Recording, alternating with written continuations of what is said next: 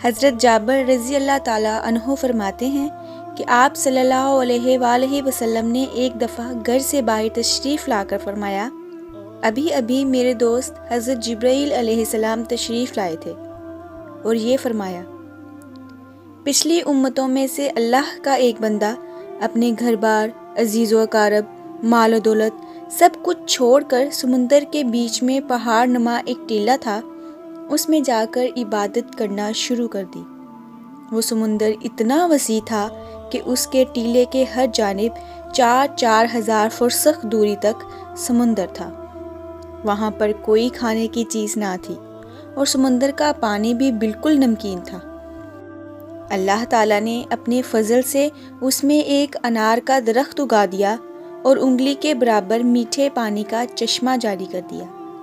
یہ عابد دن رات 24 گھنٹے اللہ کی عبادت میں گزار دیتا اور 24 گھنٹے میں انار کا ایک پھل کھا لیتا اور میٹھے پانی کے چشمے سے ایک گلاس پانی نوش فرما لیتا۔ اسی حالت میں 500 سال گزر گئے۔ 500 سال کے بعد جب اس عابد کی موت کا وقت آیا تو اس نے اللہ تبارک تعالیٰ سے یہ دعا مانگی کہ سجدے کی حالت میں اس کی روح پرواز کر جائے اور اس کی نعش کو مٹی وغیرہ ہر چیز پر حرام کر دے اور قیامت تک سجدے کی حالت میں صحیح و سالم رہے۔ اللہ تعالیٰ نے اس کی دعا قبول فرمائی۔ سجدے کی حالت میں اس کی موت ہو گئی اور اللہ تعالیٰ نے وہاں ایسا انتظام کر رکھا ہے کہ قیامت تک وہاں کسی انسان کی رسائی نہیں ہو سکتی۔ قیامت کے دن اس عابد کو اللہ کے دربار میں حاضر کیا جائے گا تو اللہ پاک فرشتوں سے فرمائے گا کہ میرے اس بندے کو میرے فضل سے جنت میں داخل کر دو۔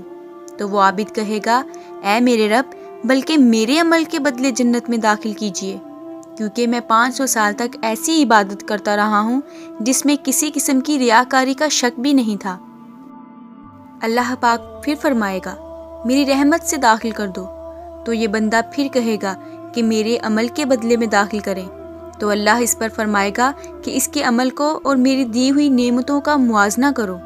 موازنہ کر کے دیکھا جائے گا کہ اللہ نے جو اس کو بینائی عطا فرمائی ہے، صرف بینائی کی نعمت اس کی 500 سال کی عبادت کا احاطہ کر لے گی۔ اس کے بعد پورے جسم میں کان کی نعمت، زبان کی نعمت، ہاتھ کی نعمت، ناک کی نعمت، پیر کی نعمت، دل و دماغ کی نعمت، ان سب کا بدل باقی رہ جائے گا۔ پھر ان کے علاوہ جو 500 سال تک اللہ نے میٹھا پانی پلایا ہے اور انار کا پھل کھلایا ہے، ان تمام کا بدل باقی رہ جائے گا۔ تو اللہ پاک فرمائے گا، اس کی 500 سال کی عبادت تو صرف ایک نعمت کے بدلے میں ختم ہو گئی، ہماری باقی نعمتوں کا بدلہ کہاں ہے؟ لہٰذا اس کو جہنم میں داخل کر دو۔ تو فرشتے اسے گھسیٹ کر جہنم کی طرف لے جانے لگیں گے تو وہ چلانے لگے گا، اے میرے رب، محض اپنی رحمت سے مجھے جنت میں داخل فرما دیجیے۔ اللہ کی طرف سے کہا جائے گا کہ تجھے تو اپنی 500 سال کی عبادت پر بڑا ناز تھا، اب تیری عبادت کہاں چلی گئی؟ اور خطرناک سمندر کے بیچ میں نے تجھے انار کے پھل کھلائے اور 500 سال تک مسلسل میٹھا پانی پلایا، میری ان نعمتوں کے بدلے تم کیا لائے ہو؟ تو وہ کہے گا، اے اللہ، اپنی رحمت سے مجھے جنت میں داخل فرمائیے، آپ کی رحمت کے بغیر کچھ بھی نہیں ہو سکتا۔ پھر آخر میں جب حجت تمام ہو جائے گی تو اللہ تعالیٰ فرمائے گا، میری رحمت اور میرے فضل کے ذریعے اس کو جنت میں داخل کر دو۔ پھر وہ اللہ کی رحمت ہی کے ذریعے جنت میں داخل ہو سکے گا۔ اگر اللہ نے کسی کو نیک عمل کی توفیق عطا فرمائی ہے تو اس کو خوش فہمی میں مبتلا نہیں ہونا چاہیے، اللہ سے ڈرتے رہنا چاہیے۔ یہ جو اللہ نے موقع عنایت فرمایا ہے، یہ بھی اللہ کی طرف سے بہت بڑا انعام اور توفیق ہے۔